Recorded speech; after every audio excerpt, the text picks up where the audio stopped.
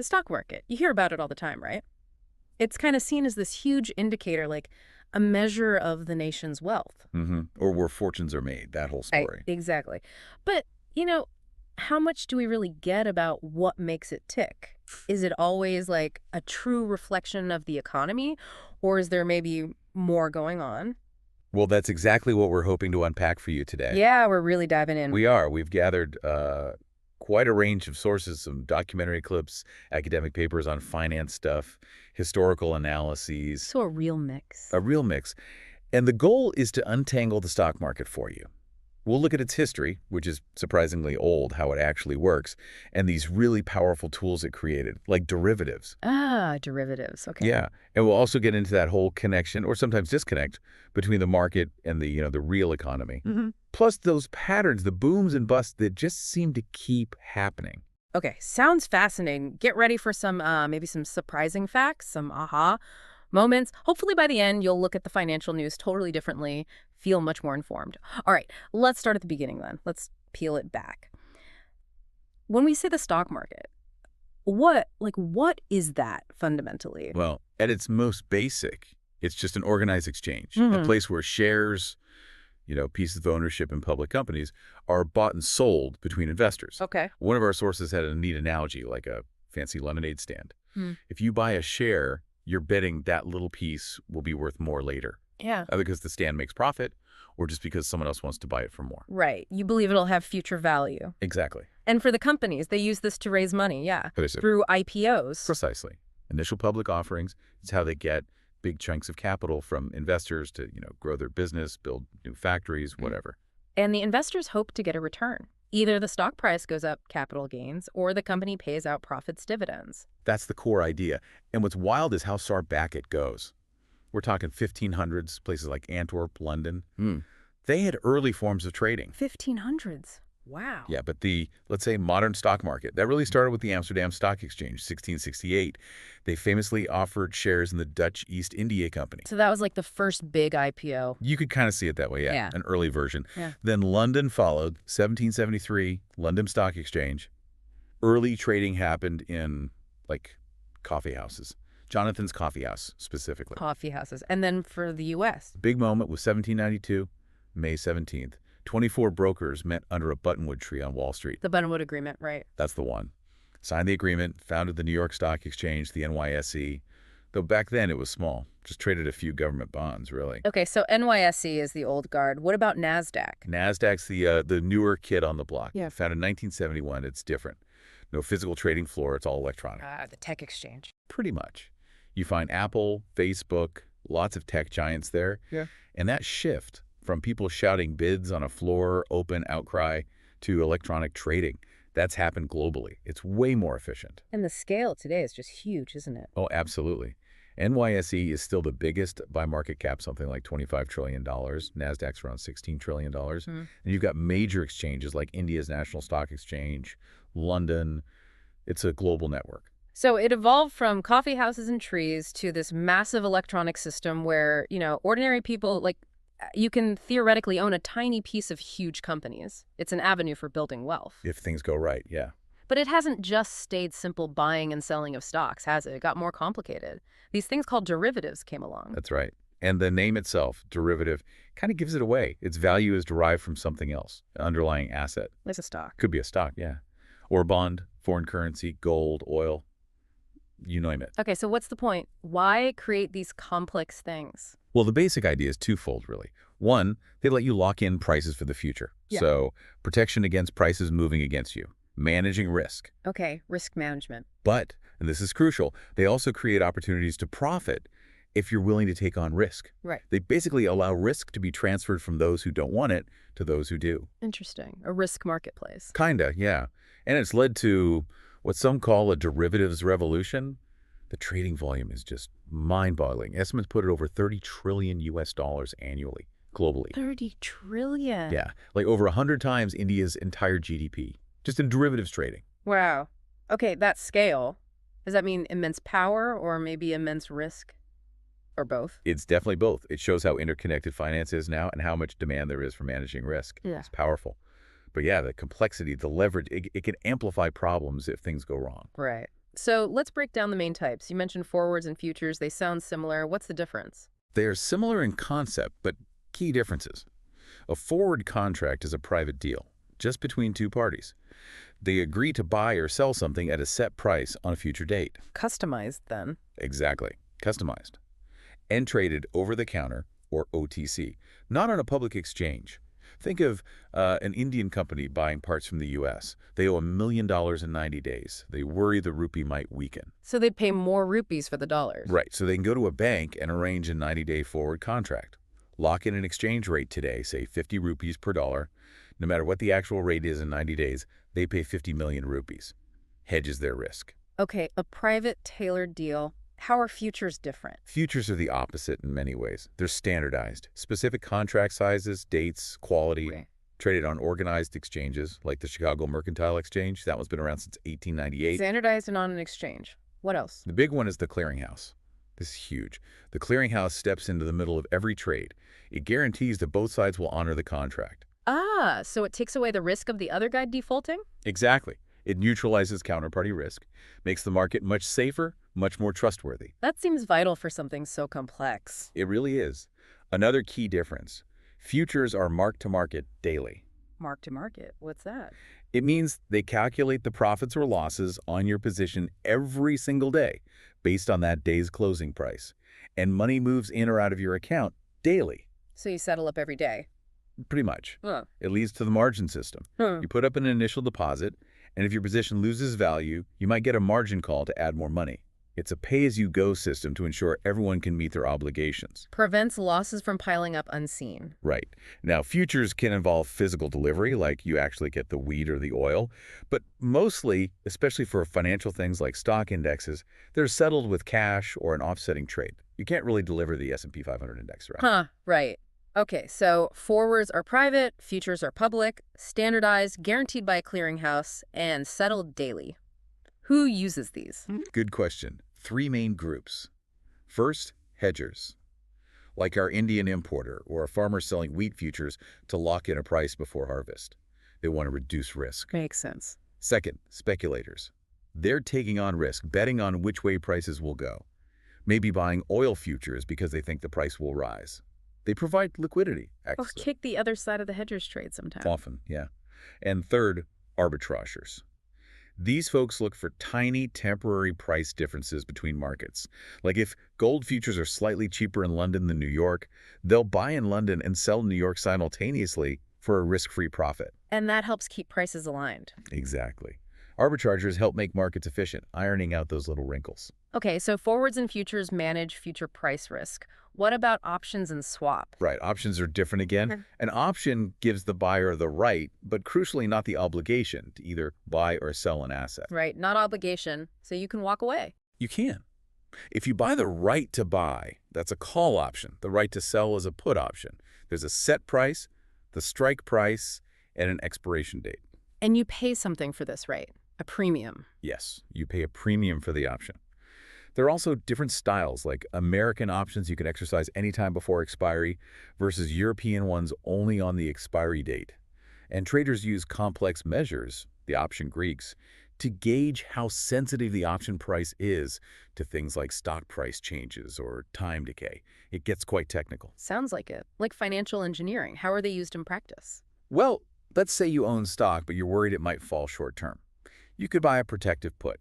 It's like insurance. If the stock price tanks below the strike price, your put option becomes valuable, offsetting some of your loss on the stock. Okay, downside protection. Right. Or a more conservative strategy is a covered call. You own the stock and you sell or write a call option to someone else. You collect the premium, which gives you a little income or cushions a small loss. But what's the catch? The catch is, if the stock price shoots up way past the strike price, the buyer will exercise their option, and you have to sell them your stock at that lower strike price. So you miss out on those big gains. You cap your upside. You cap your upside. And there are loads of other strategies, straddles, spreads, combining options to create very specific risk-reward profiles. Fascinating.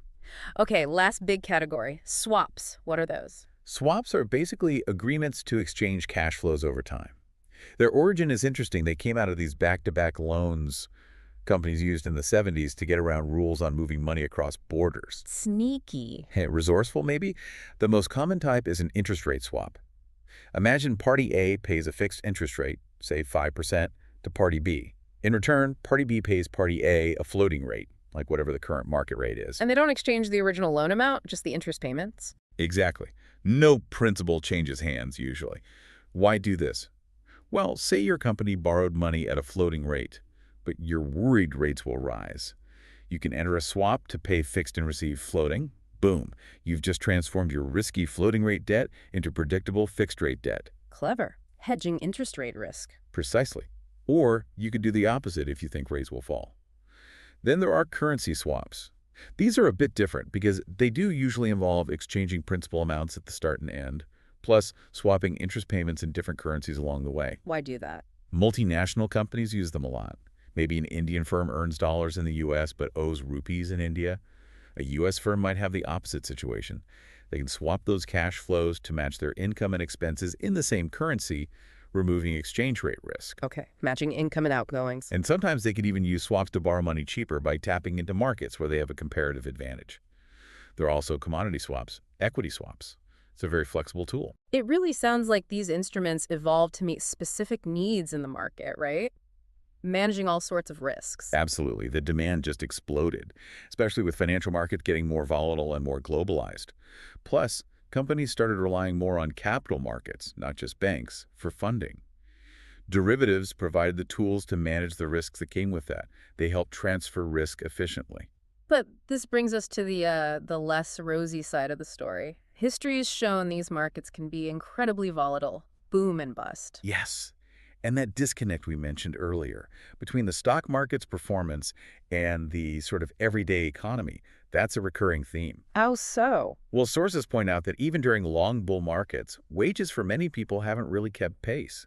Average family net worth, for instance, took a massive hit in the Great Recession and hasn't fully bounced back for everyone. So the market going up doesn't automatically mean everyone's better off. Not necessarily. Sometimes the market seems driven less by a company's actual performance or value and more by, well, popular stories, as one source put it, or just what people believe will happen. Sentiment.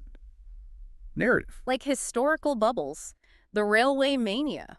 That's a classic example. 1840s Britain. Everyone got swept up in railway stocks. People threw money at companies that hadn't even laid any track yet. Pure speculation. And when it burst, disaster for many investors. Or the dot-com bubble in the 90s. Oh, definitely. Companies like Lycos, Excite, valuations were insane, based on this idea that they didn't even need to make profits yet, just get eyeballs. Get big fast. Right. But eventually, the story changed, reality bit, and boom, market crashed, hundreds of thousands of tech jobs lost. And the biggest one, maybe, 1929. The 1929 crash is, the textbook example of a speculative bubble bursting. The 9 years before, the Dow Jones index went up 6 times. People genuinely believed it would just keep going up forever, a permanently high plateau. Everyone was investing, right? Not just the wealthy. Everyone.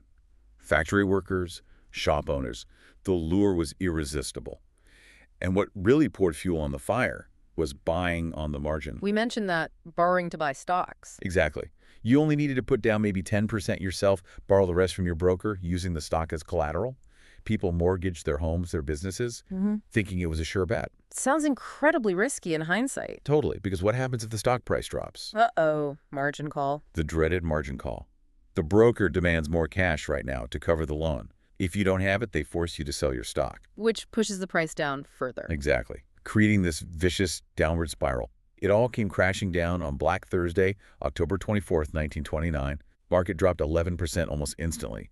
Then Black Monday, the 28th, another 13% gone. Wow. The trading volume was so insane the ticker tape machines couldn't keep up. People didn't even know the real prices for hours. Utter panic. And that crash, as we know, ushered in the Great Depression. And we saw echoes of this again, didn't we? 2008. Different cause, maybe, but similar meltdown. Similar dynamics in some ways. The 2007-2008 crisis started with the U.S. housing bubble. Subprime mortgages, complex mortgage-backed securities nobody fully understood. When house prices fell, it triggered mass foreclosures. And those securities became toxic. Worthless, yeah. It brought down huge institutions like Lehman Brothers in September 2008. That froze up credit markets globally. Yeah. Massive recession followed. So why does this keep happening? Why do companies or the system sometimes seem to prioritize things that lead to instability? That's a deep question. Part of the answer, according to some sources, goes back to the 1970s economist Milton Friedman. Very influential ideas. The business of businesses guy. Sort of. He argued the main social responsibility of business is to increase its profits, which often got boiled down to maximize shareholder value, make the stock price go up. Okay. Then CEO pay start getting tied much more directly to that short-term stock price. Think about this. In 1973, the average CEO made maybe 22 times the average worker. By 2016, 271 times. Whoa, that's a huge shift. Huge. And it creates this massive incentive to do things that boost the stock price now, even if it's not great long-term. Like what? Like stock buybacks. Hmm. From 2007 to 2016, S&P 500 companies spent over half their profits buying back their own stock. Why do that? It reduces the number of shares out there, which pushes up the price per share, makes earnings per share look better. Another 39% of profits went to dividends. So what's left? Not much left over for Okay. raising wages, R&D, building new factories, things that grow the actual business and the broader economy long term. There is that example, Wausau paper. Yeah, a really stark example. A hedge fund pressured them to cut costs, boost dividends. Result, they closed a paper mill, 450 people lost their jobs, devastated the local town, all to juice the short-term stock return. That really highlights the tension, doesn't it? Short-term gains versus long-term health and community impact. It absolutely does. Okay, so given all this volatility, these tricky incentives, how do people actually use these tools, like derivatives, strategically, to navigate it all? Right, it's not all doom and gloom. These tools can be used very effectively for managing risk. Remember, our participants, hedgers, speculators, arbitragers. Hedgers want to reduce risk. Exactly. Like a company needing silver in 2 months. They can buy silver futures today to lock in the price. That's a long hedge. Protects them from price increases. And the farmer selling wheat futures. That's a short hedge. Protects against prices falling before they sell their crop. It's about offsetting an existing risk you face in your business. But you can do more complex things too, right? With options and swaps, tailor your risk. Absolutely. We talked about the protective put buying insurance for your stock, or the covered call earning income but capping your upside. Those are fairly basic. But traders can build much more intricate strategies, like straddles, where you buy both a call and a put at the same strike price. You're betting on a big price move, but you don't care which direction. Or spreads, using multiple options to define very specific profit zones and loss limits. It's about shaping your exposure very precisely. Okay. And swaps. How are they used strategically for risk management? Hugely important. That interest rate swap example. Transforming floating debt to fixed. That's a core risk management use. Protects you from rising rates. Or vice versa. Or vice versa if you think rates will fall. And currency swaps. Essential for multinationals managing cash flows in different currencies. Eliminates that mismatch risk we talked about. Makes sense. Any other angles? Yeah, swaps can even help companies borrow more cheaply by exploiting differences in borrowing costs in different markets. That comparative advantage thing. It's all about using these tools to manage financial exposures more effectively. It sounds incredibly powerful, almost like financial alchemy sometimes. But the critics, they still see derivatives as dangerous. Oh, definitely. Yeah. Especially the customized OTC ones that aren't centrally cleared. Critics argue they're inherently risky, create new kinds of risk, and can cause wild price swings, even threaten the whole system. Is that fair? What about that massive market size? Well, remember the distinction. Those huge trillion-dollar numbers are notional amounts. That's the face value used to calculate payments, not the actual amount of money at risk if someone defaults. Right, the credit exposure is smaller. Much smaller. For big U.S. banks, for instance, actual derivative credit exposure is way less than their traditional loan books. Still significant, but not the same as the notional headline figure. So it's complex, but regulators have stepped in, haven't they, especially after 2008? Yes, big time. The Dodd-Frank Act in the U.S. was a major response. It brought in stricter capital rules for banks, created the Consumer Financial Protection Bureau, and put much tighter regulations on derivatives trading, especially swaps. More central clearing, more transparency. Trying to prevent another too-big-to-fail situation. That was the goal. Plus, ongoing guidelines for banks on risk management, board oversight, Independent audits, stress testing their portfolios, having contingency plans. It's a much more regulated space now. Okay, so bring us up to today. After all this history, the crashes, the innovations, what's the state of play now? What's on the horizon? Well, the period after 2008, especially from 2009 up to around 2020, was one of the longest bull markets ever. The S&P 500 basically quadrupled. Driven by tech, largely. Hugely. The FANG stocks, Facebook, Apple, Amazon, Netflix, Google became the engine of that growth, the whole digital economy story. Which then got turbocharged by the pandemic. Absolutely. Though first, we had that massive, incredibly fast crash in March 2020. S&P down 30% in weeks. Scary moment. But it bounced back fast, too. Incredibly fast, fueled by massive government stimulus, central banks pumping money, and unprecedented support. And now, in 2024, tech still It dominates. seems like it. You've got companies like Apple, Microsoft, NVIDIA hitting market caps over $3 trillion each. Just staggering numbers. 3 trillions. Is that sustainable? Does it feel like another potential bubble? That's the trillion-dollar question, isn't it? History shows these cycles repeat. Railwaymania.com, 1929, 2008. The boom and bust pattern is relentless. As one source wryly put it, every time we think the market can't go any higher, it does, and then maybe it doesn't. We don't quite know. The boom and bust cycle has happened for like 1,000 years. A humbling perspective. It is, and looking ahead, artificial intelligence is already changing the game. AI trading algorithms are analyzing news, social media, everything, making trades faster than any human could. So machines taking over trading floors? Increasingly, yes. Yeah. Making split-second decisions based on data patterns we might not even perceive. That trend is only going to, as the source said, get crazier. Wow. So wrapping this all up, what's the key takeaway for you, the listener, trying to make sense of this complex world? I think the main thing is that understanding these mechanics, how stocks are traded, why derivatives exist, the history of these cycles, the incentives at play, it's not just for Wall Street pros. It's relevant for everyone. It really is. Whether you invest directly or just have a 401k or a pension fund, you're participating in this system. Knowing how it works, its patterns, its tools, it helps you make more informed decisions. Or even just understand the news better. Exactly. Cut through the noise, see the bigger picture. Whether you're managing personal risk or just trying to be financially literate, this knowledge is power. What a journey. From buttonwood trees and London coffee houses to AI algorithms trading trillions, it's clear the stock market and derivatives are these incredibly powerful, constantly evolving forces. Definitely engines for growth, sophisticated tools for risk. But also carrying inherent risks, right? Yeah. Often magnified by our own human psychology. Maybe that chase for short-term wins. Well said.